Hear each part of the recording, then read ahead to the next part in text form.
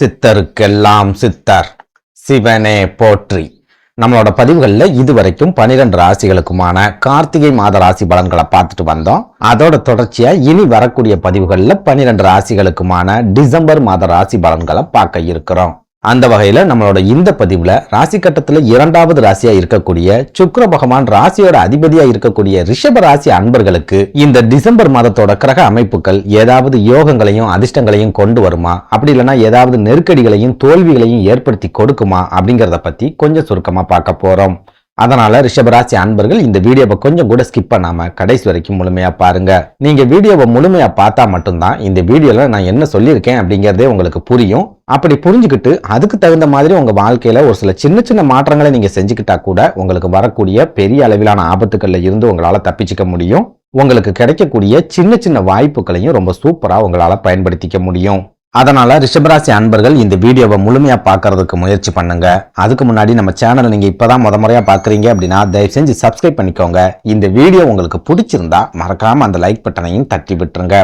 அதை விட முக்கியமா உங்களை மாதிரியே தினம் போராட்டமான ஒரு வாழ்க்கையை வாழ்ந்துட்டு வரக்கூடிய ரிஷபராசிக்காரங்க உங்க நட்பு வட்டாரத்திலேயோ அல்லது சொந்த பந்தத்திலேயோ இருக்காங்க அப்படின்னா அவங்களுக்கு நம்ம வீடியோவை மறக்காம ஷேர் பண்ணி விட்டுருங்க.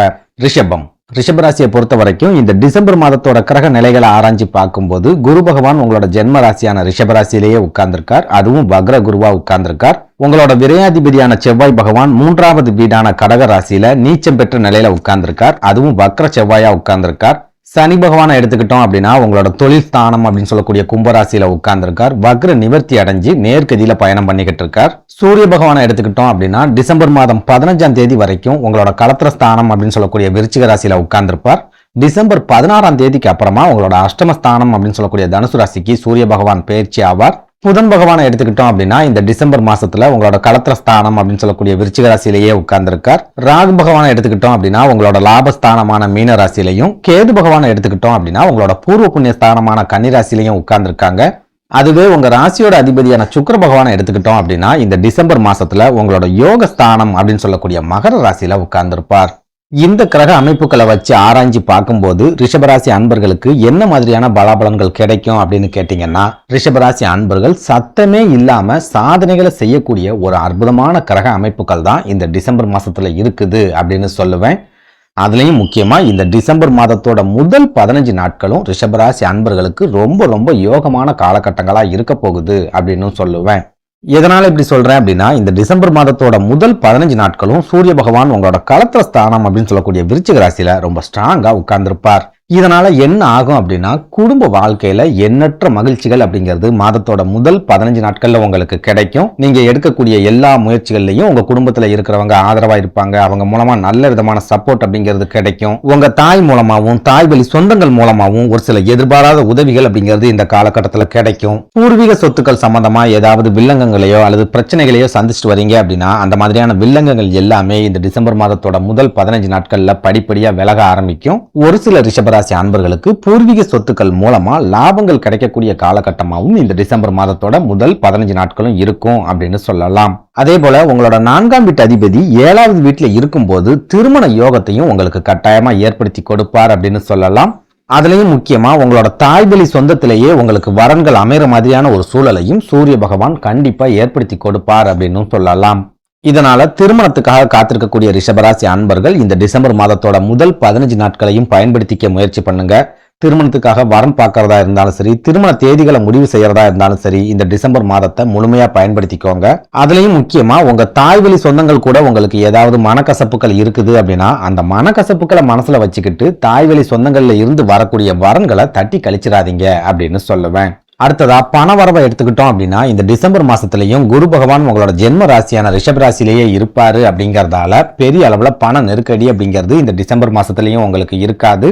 மாதத்தோட பிற்பகுதியில சூரிய பகவான் அஷ்டமஸ்தானத்துக்கு பயிற்சி ஆயிடுவார் அப்படிங்கறதால ஒரு சில விரய செலவுகள், ஒரு சில தண்ட செலவுகள், ஒரு சில மருத்துவ செலவுகள் அப்படிங்கிற பிரச்சனைகள் உங்களுக்கு ஏற்படுமே ஒழிய பணம் உங்களுக்கு வந்து சேர்றதுல எந்த விதமான நெருக்கடிகளும் இருக்காது. ஏதாவது ஒரு வகையில உங்க கைகள்ல பண புழக்கம் அப்படிங்கிறது இருந்துகிட்டே தான் இருக்கும்.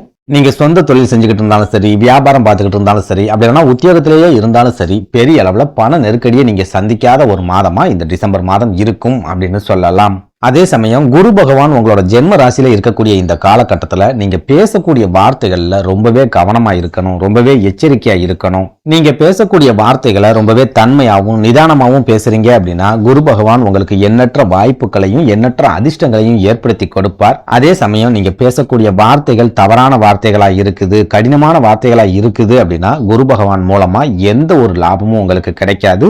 முழுக்க முழுக்க வேதனைகளையும் சோதனைகளையும் குரு பகவான் கட்டாயமா கொடுப்பார் அப்படிங்கறத ஞாபகத்துல வச்சுக்கோங்க. இன்னும் சொல்ல போனா குரு பகவான் உங்களோட ஜென்ம ராசியிலேயே இருந்தாலும் நீங்க பண நெருக்கடியை சந்திக்கிறதுக்கும் பண இழப்புகளை சந்திக்கிறதுக்கும் நீங்க பேசக்கூடிய வார்த்தைகள் தான் முக்கிய காரணமா இருக்கும். சொந்த பந்தங்கள்கிட்ட பேசுறதா இருந்தாலும் சரி, சின்ன குழந்தைகள் கிட்ட பேசுறதா இருந்தாலும் சரி, நீங்க மரியாதையாவும் நிதானமாவும் பேசுனீங்க அப்படின்னா கண்டிப்பா குருவோட அருள் உங்களுக்கு முழுமையா கிடைக்கும் அப்படின்னு சொல்லுவேன். அதனால ரிஷபராசி அன்பர்கள் உங்க வாழ்க்கையில ஒரு முன்னேற்றம் நமக்கு வேணும் அப்படின்னு ஆசைப்பட்டீங்கன்னா நீங்க பேசக்கூடிய வார்த்தைகள்ல முழு அளவுல கவனம் செலுத்துங்க. எந்த ஒரு சூழல்லையும் கடினமான வார்த்தைகளை உபயோகப்படுத்தாதீங்க. இன்னும் சொல்ல போனா உங்க குடும்பத்துல இருக்கிறவங்க உங்க குழந்தைகள் கிட்ட பேசும்போது கூட ரொம்ப எச்சரிக்கையா பேசுங்க, நிதானமா பேசுங்க, நல்ல வார்த்தைகளை மட்டும் பேசுங்க.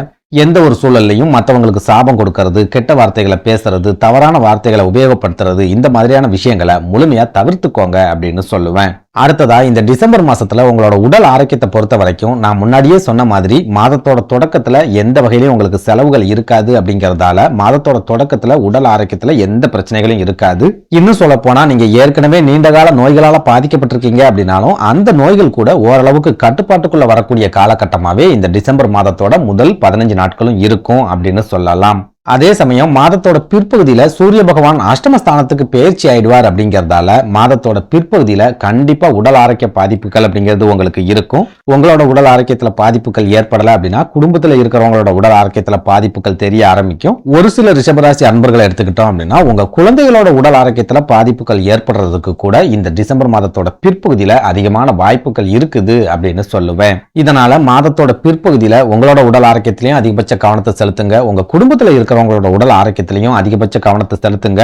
முக்கியமா நீங்க சாப்பிடுற சாப்பாட்டுல இருந்து குடிக்கிற தண்ணி வரைக்கும் ரொம்ப எச்சரிக்கையாவும் கவனமாவும் இருந்துக்கோங்க அப்படின்னு சொல்லுவேன். அடுத்ததா உத்தியோகத்துல இருக்கக்கூடிய ரிஷபராசி அன்பர்களை எடுத்துக்கிட்டோம் அப்படின்னா இந்த டிசம்பர் மாசத்துல உங்களுக்கு பெரிய அளவுல பண நெருக்கடி அப்படிங்கிறது இருக்காது. அதே சமயம் வேலை பளு அப்படிங்கிறது நீங்க வேலை செய்யற இடங்கள்ல 2 மடங்கா அதிகரிக்கும். அந்த வேலை பளு மூலமா ஒரு சிலருக்கு உடல் ஆரோக்கிய பாதிப்புகள், உடல் ஆரோக்கிய குறைபாடுகள் அப்படிங்கிறது ஏற்படும். இன்னும் சொல்ல போனா அதிகமான வேலை பளுவாலையும் அதிகமான வேலை நெருக்கடியாலையும் நீங்க நிறைய மன அழுத்தங்களை சந்திக்கிறதுக்கு கூட இந்த டிசம்பர் மாசத்துல அதிகமான வாய்ப்புகள் இருக்குது அப்படின்னு சொல்லலாம். அதுலயும் முக்கியமா இந்த டிசம்பர் மாதத்தோட பிற்பகுதியில ரொம்பவே அளவுக்கு அதிகமான வேலைப்பளு அப்படிங்கிறது உங்களுக்கு கட்டாயமா இருக்கும் அப்படிங்கறத மனசுல வச்சுக்கோங்க.